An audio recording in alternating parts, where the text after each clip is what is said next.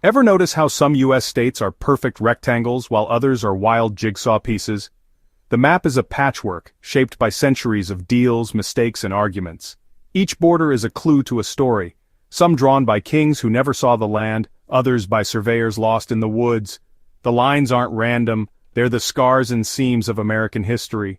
Let's uncover why the US map looks the way it does.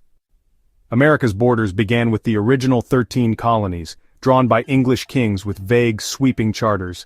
These charters often overlapped, claiming land from coast to coast, land no one had even seen.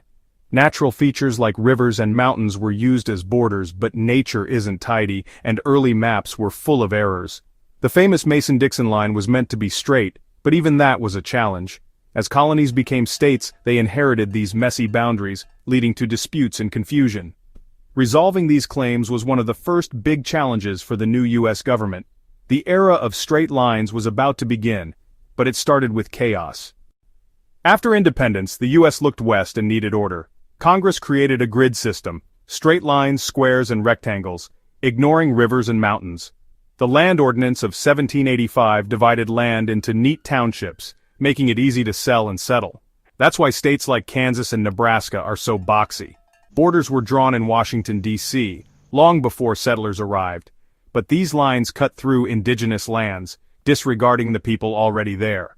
The grid brought order for settlers, but also displacement and loss. The straight lines on the map are both a symbol of logic and a reminder of what was lost. Rivers made convenient borders, until they moved. The Mississippi, Ohio, and Missouri rivers shaped many states, but floods and shifting channels created oddities like the Kentucky Bend, a patch of Kentucky surrounded by Missouri and Tennessee. The Supreme Court has ruled on river border disputes for centuries. The Great Lakes also shaped state lines, sparking conflicts like the Toledo War between Michigan and Ohio. Michigan lost Toledo but gained the Upper Peninsula, a trade that turned out to be valuable. Nature's unpredictability left permanent quirks on the map. Even with straight lines, the land had the final say. Borders are as much about geography as they are about politics. Some borders are pure politics. California's shape was trimmed to limit its power. Nevada grew to grab silver and gold.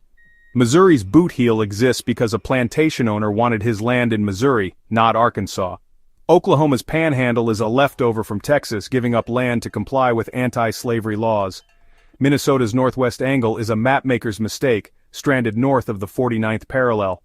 Every odd border tells a story of deals, errors, and ambition. The U.S. map is a living record of compromise, conflict, and the people who drew the lines.